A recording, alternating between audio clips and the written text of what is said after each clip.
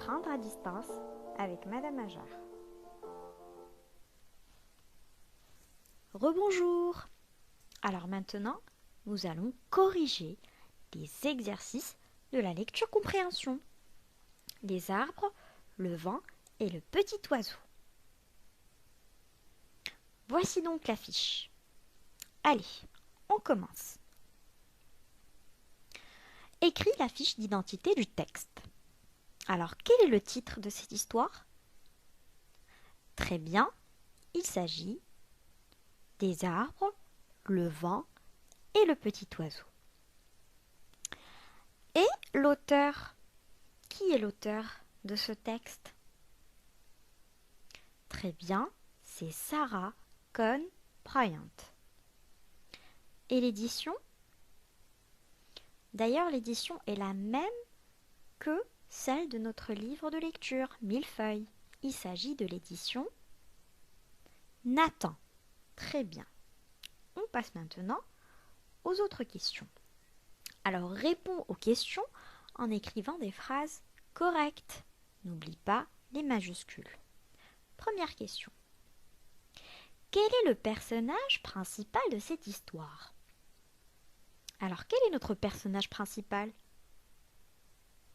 Bravo, il s'agit du petit oiseau.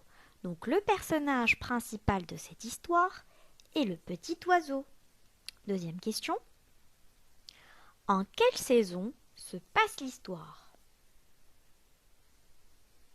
C'est écrit en début du texte.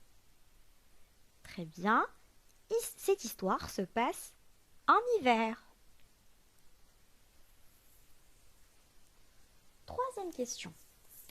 Pourquoi le petit oiseau n'est-il pas parti avec les autres oiseaux? À votre avis? Très bien, parce qu'il s'était cassé une aile, le pauvre. Alors le petit oiseau n'est pas parti avec les autres oiseaux parce qu'il avait une aile cassée.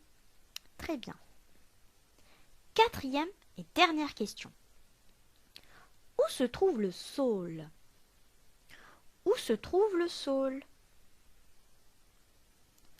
Le saule se trouve au bord de l'eau.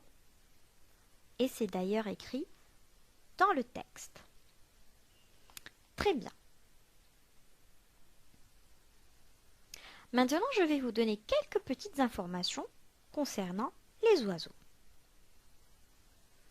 Il y a environ 10 000 espèces d'oiseaux dans le monde. L'ornithologie est l'étude scientifique des oiseaux.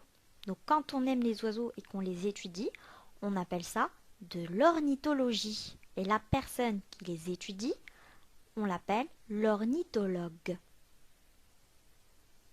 Le plus petit oiseau du monde est le colibri, et plus précisément le colibri d'Héléna, ou bien le colibri abeille. Et le plus grand oiseau du monde est l'autruche. Donc voici à quoi ressemble le colibri. Et voici donc l'autruche. Vous voyez, par rapport à l'homme, comment elle est grande. Maintenant, je vais vous laisser regarder une petite vidéo de quelques oiseaux en hiver. Et on se retrouve tout de suite.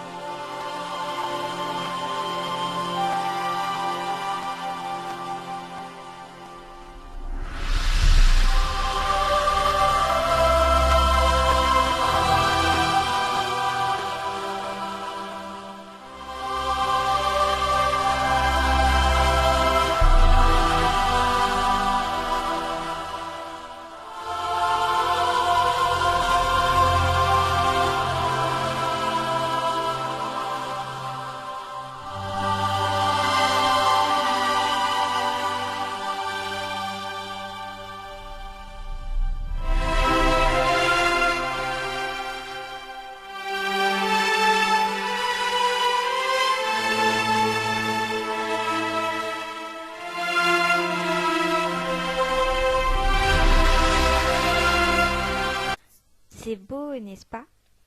Moi, je les trouve très beaux. Très bien, c'est tout pour aujourd'hui. Et on se retrouve demain pour une nouvelle leçon. Au revoir tout le monde.